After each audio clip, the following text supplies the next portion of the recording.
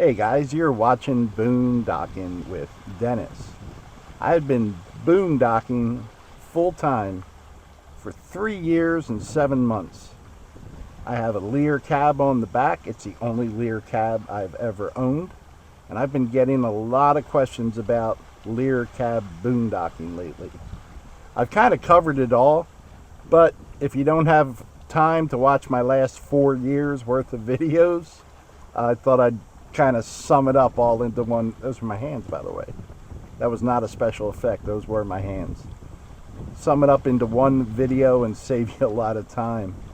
I'm not an expert on Leer cabs. I've only owned one, but I can share with you what I've learned in the last 3 years, 7 months, 21 days, 8 hours, 38 minutes. There she is. That's my home sweet home. That's the Love Shack 2017 F-150. She's a dirty, filthy girl. That's the way I like her. There's the Leer cab on the back.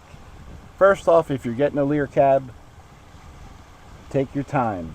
Do your research. I assume you're putting it on some type of truck. You have to remember, when it rains, does your truck fill up with water like a swimming pool? Probably not, right? Probably it has holes in it, it has cracks in it, intentionally in the bed that allow the water to escape. That same opening, that same crack is going to become your enemy when you have a Leer topper. When you drive in the rain, when you drive in the wet, when you drive in the dust, it's going to come up through those little tiny openings that you can barely see. Think about getting yourself some type of liner before you even deal with the topper. It's really going to keep your stuff dry. I did not do that. I wish I had done that. I still get moisture from the rain, just like I explained. My bag of clothes will be wet on the bottom. My bedding will be wet on the bottom. And it is something I highly recommend you get done. If you're not afraid of water getting in there, bugs can come and go as they please. There's openings big enough for snakes and mice, depending on what your situation is. Did I convince you yet? Get some type of liner to keep what you want out. When you're ready to buy a topper, I would definitely check for a used one. Sometimes people buy these, they're going to be the boondocker, it's going to be their way of life. They either never go, or they tried it for a night and it was horrible, which should give you a warning. And yeah, they're ready to sell it. So check your local small town papers, your classifieds in the bigger city, check Facebook Marketplace. Sometimes you see them for sale just driving around. I would definitely check used ones. See if you can find something that's in the ballpark of what you want. It'll save you a lot of money. If you're going to go the new route, the options they have are just endless. One of the options I got, I wanted a topper that was level with the cab of my truck. So the topper and the cab are the same level. Kind of gives it like a SUV look, which I like. They have ones that rise up and go higher. It's all about you as an individual. What do you want? One of the options I got was the lined with carpet. I think that is a great choice, at least for me. Condensation. It doesn't have, you don't have any condensation drips. And it also allows you to use carpet hooks as you would use in an office cubicle. You could hang light things on it. I really recommend the lined Leer toppers. I also got a light, an overhead light put in there. It runs directly off your battery, so you don't want to leave it off on for long. I only have the battery that comes with the truck. But, if I'm getting in and out of the truck or the middle of the night, I need a light. I hit a switch, light comes on, I do what I need, I shut it off, keep it on as short as possible.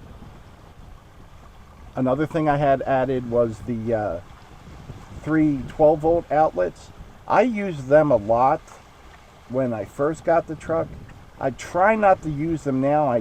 I had two instances where I drained my battery. Once was my fault, once the battery just went. But I'm real leery about that now, but they're nice to have when I need them.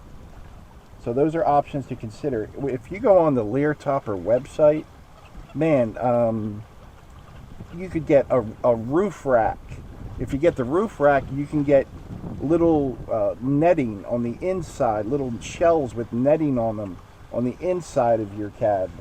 You can get different windows, like I said earlier, different height. There's different doors, windows. You can get, different choices of windows, but you can add screens if you want. And if you're boondocking, I have my screens. I love having the cross breeze. One thing you have to watch is don't drive with your screens open, especially highway speeds. You're gonna blow your screens out. You're gonna have to spend time unscrewing the window frame. If you're lucky, just putting the screen back in, or you have to go pick up some new screening. It's not a big deal, but it does take time.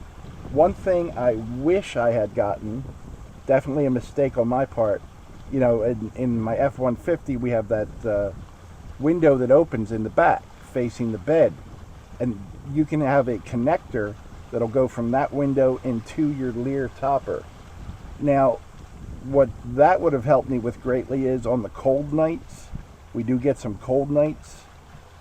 While I'm running the heater, it could be heating up the back just to take the edge off. And when I got back there, it would be warmer. The same thing with the air conditioning during the day. On the humid days, when things can get a little wet back there just from the humidity, when I'm running around during the day, if I have my air conditioning on, that could also be drying that out. So those are things to consider.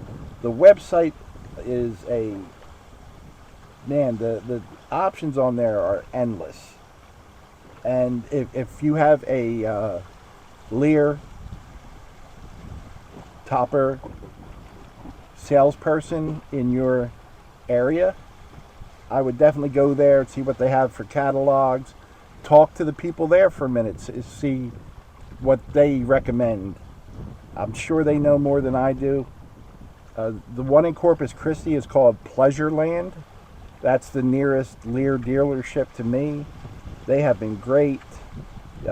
Installation, answering my questions, even minor repairs they've done for me where they weren't going to charge me anything, and I had to it's a husband and wife team, just great people, and I had to kind of sneak money to the wife who runs the office.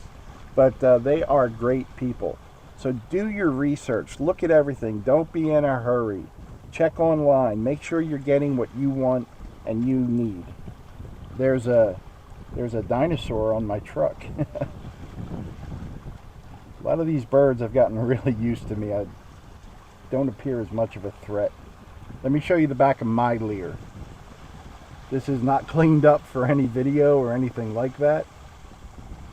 I have curtain rods, expandable curtain rods. They're on a spring. They rarely fall down once you get them in a sweet spot, but on this side I hang things on it. So I have these hooks, fabric hooks, and then some zip ties just to hold it up there. Did that a couple years ago. It hasn't come down since. I'm going to have to replace them or hit them with some Rust-Oleum. This is my overhead light that I had installed. It's right by the opening. These are my 12 volt, and I have a 12 volt adapter in case I need to plug anything in.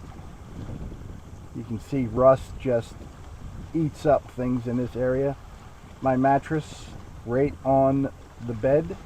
There's my cooler, extra bedding, blankets right there on that side. Over here I got a DeWalt fan in the corner there, my shower bag, clothes, extras, stove. That has worked real well for me. I really haven't changed the setup much since I started. You got to find what works with you. and go with it. Home sweet home. Now, once you take care of all those details, you can watch 1,000 videos, and some people set up platforms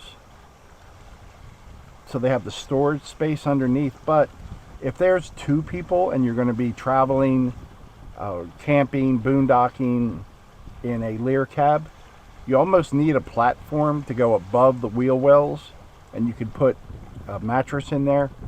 The mattress you buy depends on your setup. Are you going to have a single bed setup? Are you going to have a double? Are you going to have a queen? Depends on the size of your bed, the size of your cab, your needs. I don't have a platform. I don't need extra storage. I've always been a minimalist, and especially since I started doing this, I actually have little mini panic attacks when I have too much stuff. Nothing gives me greater pleasure than putting a bag of garbage in the trash can, or when I'm done reading a book, pass it on to someone else.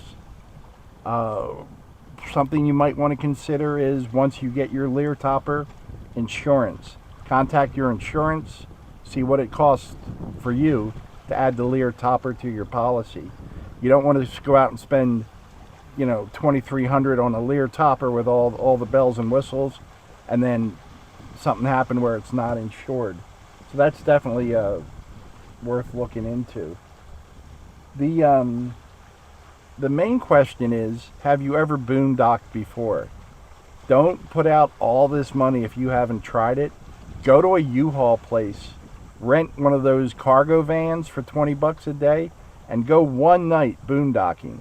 Put what you need in the back of that van and go boondocking. Are you going to go to a campsite that has water and electric, or are you truly boondocking, no water, no electricity? There's a big difference.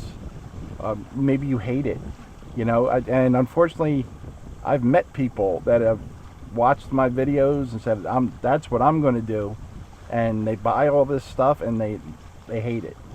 So small investments. Make sure you enjoy the camping, boondocking lifestyle. Some people do it with kids, and the parents sleep in the back and they set up a tent for the kids, and it's just like a weekend camping trip.